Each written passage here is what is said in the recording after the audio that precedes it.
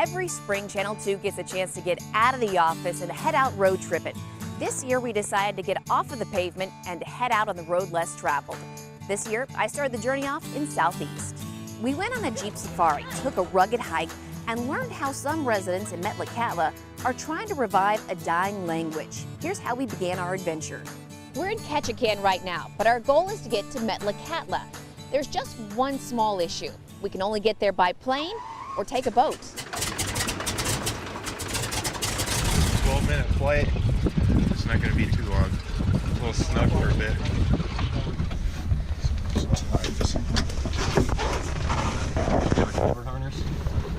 Here? In the back right there, yep.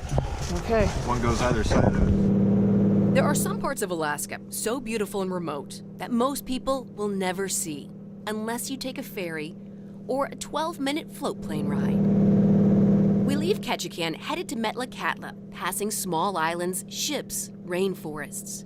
The day, beautiful and bright, spreads before us, and as we touch down on the other side, we realize this is no ordinary island. Gibamlacha di wayu, machlachatla di wilwatku, lach gibudi ptero, nugatis mas wadi na guadu, lach skik di ptecht. I see this is what our ancestors made for us, and it's our beautiful little part of the world. We learn about Metlakatla, the only Indian reserve in Alaska, from our tour guide and artist, Davy Boxley. He's one of only 1,400 people who live here.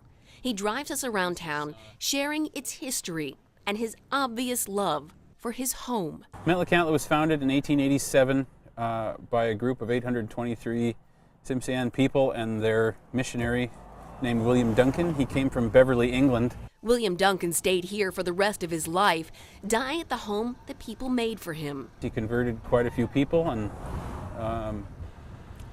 they decided to move to a location where he could get them away from the potlatching and the influences of the fort. Alcohol, firearms, disease, all of these things that were all introduced kind of at once for our people. You might have noticed the totem poles we've been passing. Most of these were made by Davy's family. It's a tradition he continued, selling ones like this one to Disney or to the galleries in Seattle. The details are incredible, and so are the people each one honors. People who have been slowly dying over the years, taking with them something irreplaceable.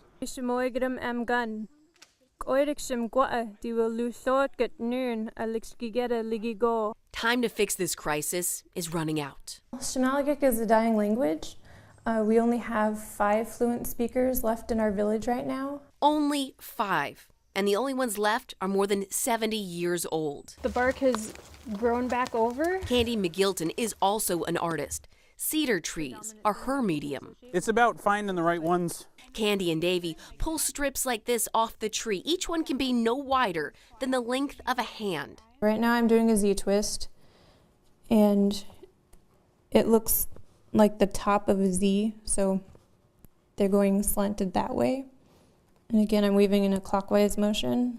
The cedar becomes a basket, but the instructions to make one don't come in English. It takes a lot of practice, but it's also a very beautiful language, and it's part of who I am. It's part of my identity, so I think it's very important for me and others to learn our language. Candy and Davy started a nonprofit called the Hayek Foundation, where they're passing on the language and the culture as they learn it from the elders. As cedar becomes a basket, old becomes new. Fibers of two worlds woven to create a timeless connection to what was before, is now, and will soon be. I would say that it's the most beautiful place on earth. You can't go anywhere on this island and not be in awe of its beauty.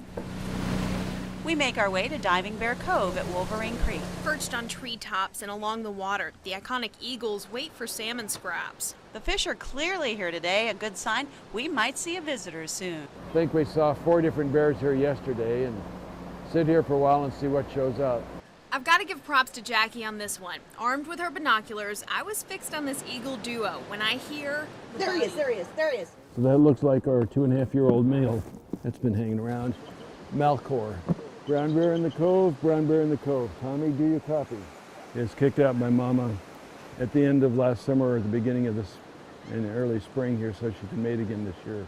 Even when the salmon are working to avoid his grip, this young bear knows how to swipe a good meal. Yeah, he'll eat the brain, which is full of fat, the skin and the eggs, and then leave the rest of it for the eagles. Well, the interaction among eagles there I've never seen before out here, so you're really lucky.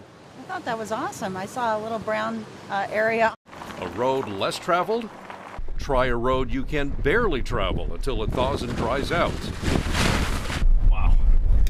The Petersville Road, roughly 34 miles of mostly gravel, some deep mud holes, and spectacular views of Denali, along with some creek crossings that you might want to think twice about before driving in.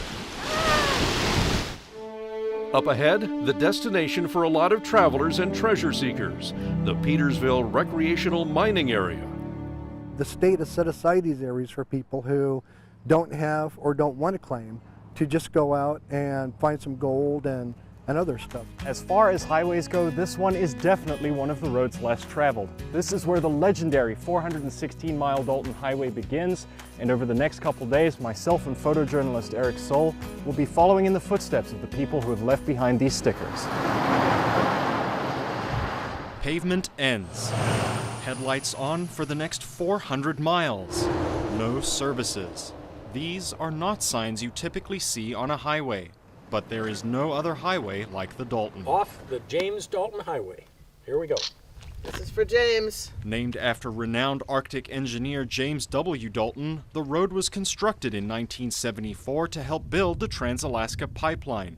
And because hundreds of trucks still use it daily to bring supplies and equipment to Alaska's oil and gas fields, it's also known by its original name, the North Slope Haul Road. This stretch on the Dalton Highway is the longest stretch along the entire Pan-American Highway where you don't encounter small towns, small villages, just mostly devoid of any resources. Even though large sections of the road are paved, the Dalton has a formidable reputation for smashing windshields and shredding tires. Originally a private road owned by oil companies, the highway was closed to the public until 1982. The Edward Patton Bridge marks the spot where the Haul Road and the mighty Yukon River cross paths. Now, this used to be as far as you could get along the Dalton Highway without needing a special permit. When the road was later opened up, it became the farthest north you could go on a public road in the United States. Nowadays, truckers share the Haul Road with a steady stream of tourists in both the summer and the winter. Businesses along the highway, like the Yukon River Camp, say they see many of these visitors coming ill-prepared. Many people don't bring a spare tire or don't think that they'll need a spare tire, or even two spare tires. Most frequently, people who get stranded get two flats in the same day.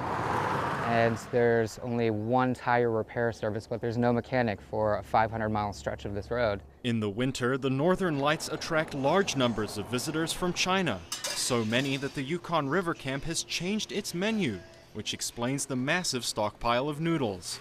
Still, only a fraction of the state's tourists actually make it this far north. Across the street, it says only 1% of the visitors to Alaska come past Fairbanks, and so it said congratulations on being one of the 1%, so there we are. We did it. Even in the summer, when the aurora is hidden by 24 hours of daylight, the Arctic Circle is a popular destination. When you get to Fairbanks, you got to do the last couple hundred miles to get to that if thing. you're that close, you've got to come to the... Yeah, it's too close not to do it. This year, Road Trippin took us to some hard-to-reach places, and along the way, we met some pretty amazing people. We took the road less traveled, and it made all the difference. See you down the road, Alaska.